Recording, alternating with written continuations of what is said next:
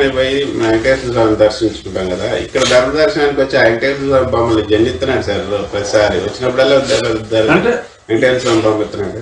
ఇక్కడ హిందూ ముసుగు ఆయన తప్పదు కదా, మరి ఏం చేస్తారు? మరి రామాలయం నిర్మించిన కనీసం కొంచెం ట్రెండ్ మార్చి అదే వెంకటేశ్వరం కాకుండా శ్రీరాములు గారిది ఇచ్చుంటే బాగుండేది. మరి యేసుక్రీస్తు ఇస్తే ఇంకా బాగుంటుంది సార్. చాలా ఇబ్బంది పెట్టేస్తున్నారు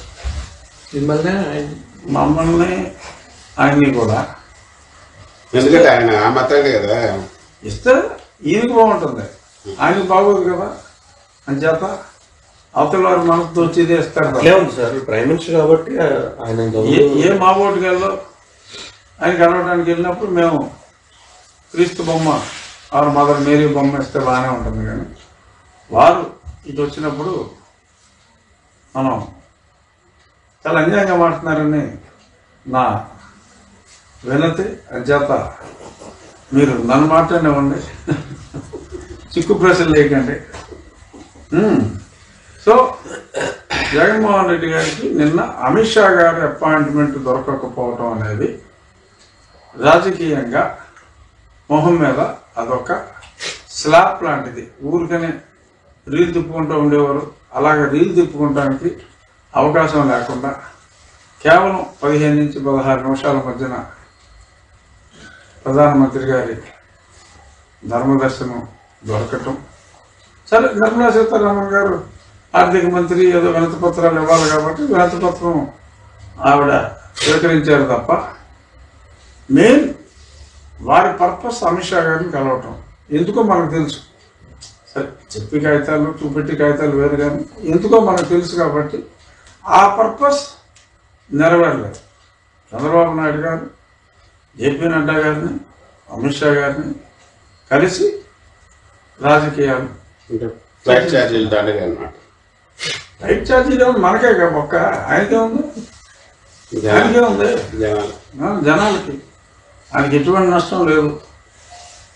సో క్లియర్గా ఒక పక్క మొన్న ఇండియా టుడే ఆ సర్వే రావటం, ఆ తర్వాత అంటే ఒక ఆ శకునాలు అనేది ఏంటంటే ఈ బ్యాడ్ శకునాలు మొదలైతే అలా ఉదాహరణ తర్వాత జరిగిపోతూ ఉంటాయి. పైగా నేను మరి సోషల్ మీడియాలో మరి ఎంతవరకు నిజం అన్నది తెలియదు, కానీ మరి వేమిరెడ్డి ప్రభాకర్ రెడ్డి గారిని ఇలాగా ఇక్కడ కలువు అని చెప్తే ఆయన హౌస్ లాక్ చేసి, హౌస్ ఎందుకు లాక్ చేస్తారు మరి మీడియాలో వచ్చింది. భోజనానికి వస్తారని చెప్పంటే నేను ఉండట్లేదని చెప్తాను. హౌస్ లాక్ చేసి ఆయన కనిపించిన దూరం దుబాయ్ దాకా వెళ్ళిపోయారని చెప్పి. నిజం కాదంటారా? నిజం కాదు అంటే దగ్గరలో ఎక్కడైనా అయితే మళ్ళీ ఆయన వెళ్ళి పట్టుకుంటారని. దుబాయ్ అంటే మళ్ళీ కోర్టు పర్మిషన్ ఎందుకు కావాలి కదా, అందుకని చెప్పి ఆయన దుబాయ్ వెళ్ళిపోయినట్టుగా తెలిసింది. సో నిన్నటిదాకా మరి జగన్మోహన్ రెడ్డి గారు ఇక్కడికి వస్తే సకూర పక్షుల్లాగా వారిపోయే ఎంపీలు ఒకరినొకరు తోసేసుకుని ఎగ్జిబిట్ చేయాలనుకునే వాళ్ళందరూ కూడా మరి చాలా దూరంగా జరిగిపోవటం, మరి మొన్న అసెంబ్లీలో వారమే లేకపోవటం, జగన్మోహన్ రెడ్డి గారు లాంటి పెద్ద మనిషి దాన్న కాఫీ తాగుదామని చెప్పి పిలవలసి రావటం. నిజంగా మనం ఈ పరిణామాలన్నీ ఎక్స్పెక్ట్ చేసినా కూడా ఇంత ఫాస్ట్గా వస్తాయని చెప్పి ఎక్స్పెక్ట్ చేయలేదు.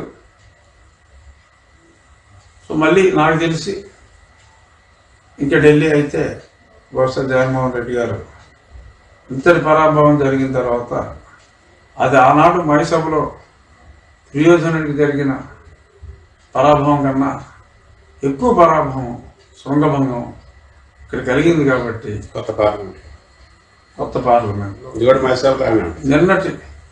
నిన్నటి ట్రిప్పే బహుశా జగన్మోహన్ రెడ్డి గారికి ముఖ్యమంత్రిగా ఆఖరి ఢిల్లీ ట్రిప్ అవుతుందేమో అని తర్వాత ఉండొచ్చు అంటే ఒక మాజీ